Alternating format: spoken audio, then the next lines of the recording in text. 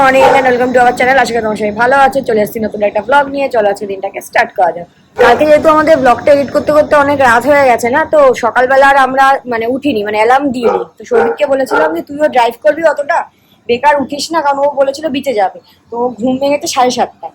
তো ও এখন একটু যাবে হচ্ছে বিচে গিয়ে। আমি বলছি তুই একটু ব্লগ টক করে আয়, ওখানে ক্লিপিংস নিয়ে আয়, আমি ঘরে বিঙ্গোর সাথেই আছি। গুড মর্নিং সবাইকে, চলো আছে দিনটাকে স্টার্ট করি। তো ভেবেছিলাম সকাল সকাল উঠবো, বাট উঠতে পারিনি। কাল রাতে সেই ব্লগ এডিট করে ঘুমাতে ঘুমাতে আমাদের 2 আওয়ার বেজে গেছে। তাই ভাবলাম 6টায় উঠবো, 6টায় উঠতে পারিনি। উঠলাম 7:30, তারপরে ফ্রেশ হলাম। ফ্রেশ হয়ে এবার বিচের পাশে এসেছি, ওনাদের দেখাচ্ছি জাস্ট বিচ ভিউটা।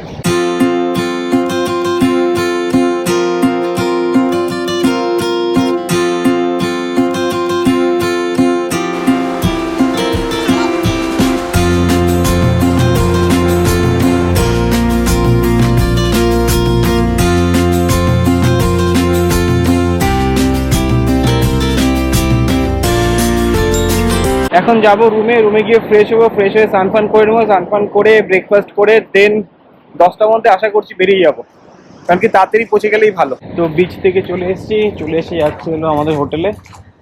এই হোটেলের সামনেই আমার গাড়ি পার্ক করা ছিল, বাট দেখলাম সকালে ওরা গাড়িটাকে ওয়াশও করে দিয়েছে। বাহ, এটা খুব ভালো। এই আমার গাড়ি একদম পুরো চাকাচাক করে দিয়েছে। Good service. এখানে সকাল সকাল পুল ক্লিন হচ্ছে, কারণ একটু পরেই তো সব আবার এখানে দাপাদাপি শুরু হয়ে যাবে। আর এখানে সারাটা দিন, এখন হয়তো সকালবেলা বলে সারাটা দিন যখন থেকে পুল ওপেন হবে, পুরো একদম যতক্ষণ না পুল ক্লোজ হয়, রাত 10টা মনে হয় পুলটা ক্লোজ, আমি এক্সাক্ট বলতে পারবো না, মেবি ততক্ষণ এখানে গান বাজবে। ওই জন্য প্রত্যেকটা ভিডিও আমাকে ভয়েস ওভার দিতে হয়েছে, যেগুলো আমি বাইরে এসে করেছি।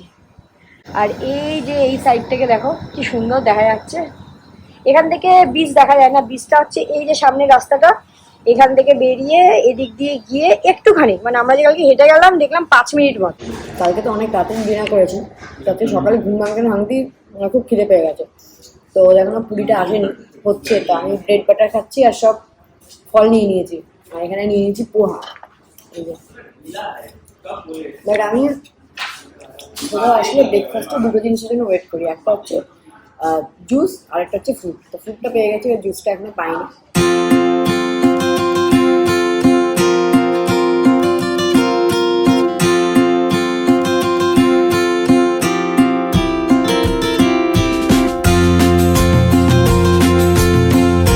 এখন 10:15 বাজে, আমরা বেরিয়ে গেছিলাম, বাট আবার ব্যাক করে হোটেলে যেতে হচ্ছে, কারণ আমি ফোনের চার্জারটা ওদের রিসেপশনে ওখানে বিলটা যখন পেমেন্ট করছিলাম রেখেছিলাম, আনতে ভুলে গেছি। তো ওরা ফোন করেছিল, তো আমরা একটুখানি জাস্ট এগিয়ে এসেছিলাম, তো আবার একটু ব্যাক করে যাচ্ছি, চার্জারটা নিয়ে আসি। তো চার্জার নিয়ে আবার যাচ্ছি ঘুরে। ভাগ্যিস ওরা ফোন করেছিল, নাহলে আমার যেত চার্জারটা। কি আছে বিঙ্গো এখানে আমাকে কামড়াকামড়ি করছে, ও আমাকে ভিডিও করতে দিচ্ছে না। আমি কিন্তু খুব কষ্ট করে ক্যামেরাটা ধরে রেখেছি ফোনে। বাট এই সাইড গুলো ভিউ এত সুন্দর লাগছে দেখতে। বাবা এখন একটু ডাব খাবে বলে নামলো, আর বিঙ্গোকে একটু নামালো। বাট ওকে অনেক আমরা চেষ্টা করলাম জল খাওয়ানোর, ও খেলো না। এখন ওকে ডাবের জল খাওয়ানো হবে, তাহলে ও খাবে। দেখবে যেই ডাবের জলটা আমি এটার মধ্যে ঢেলে দেবো, চকচক করে খাবে। বিঙ্গো এমনি জল তো খেলো না, যেই ডাবের জল একটুখানি দিলাম ওই বোতলটার মধ্যে ঢেলে খেলো। যেই ডাবের জলটা শেষ হয়ে গেছে, আমি এমনি জল দিলাম, খেলো না। এখন এই বাবান এখানে রেখেছে শ্বাস, ওই শ্বাসটা লুকিয়ে রেখেছিস? হ্যাঁ, যেই এখানে রেখেছে অমনি এখন এগিয়ে গিয়ে বসেছে। কোথায়? আর ও ঠিক বুঝেছে, ও এগিয়ে গিয়ে বসেছে, বুঝলি তো?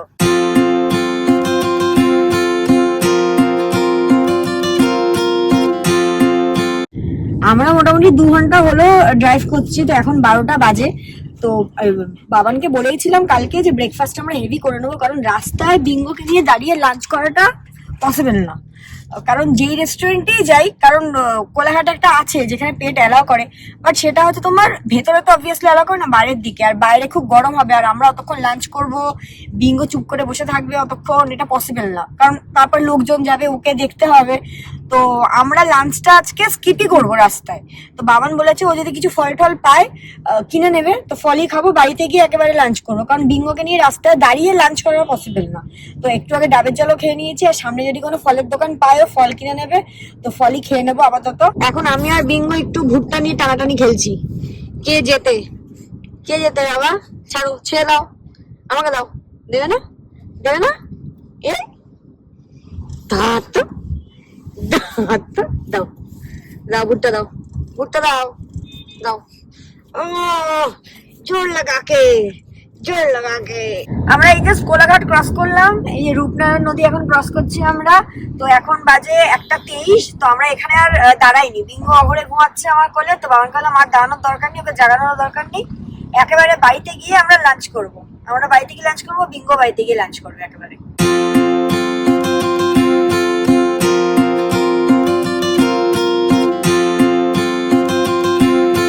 এটারই শুধু বাকি ছিল, সেটাও পূরণ হয়ে গেছে। এই জাস্ট শুরু হয়েছে, একটু একটু করে বৃষ্টি পড়ছে।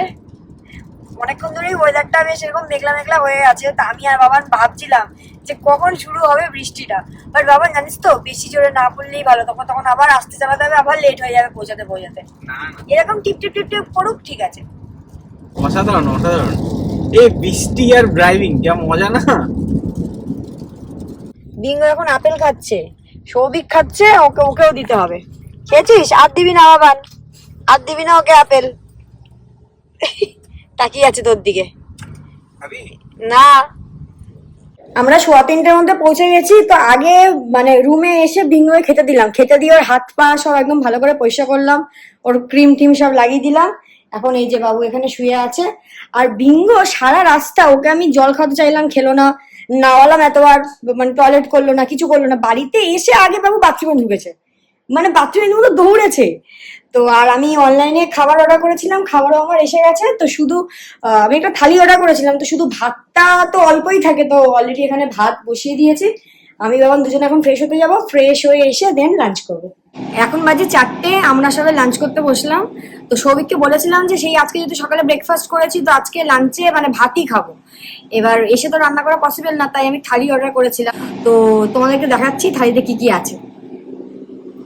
এখানে আছে ভাত, ডাল, ঝুরি আলু ভাজা, এখানে আছে কচু পাতা চিংড়ি, এখানে আছে এক পিস চিংড়ি মাছ, মানে চিংড়ি মাছের মালাইকারি, এটা হচ্ছে পোলাও, মাটন, চাটনি, এখানে আছে পাঁপড় আর দই।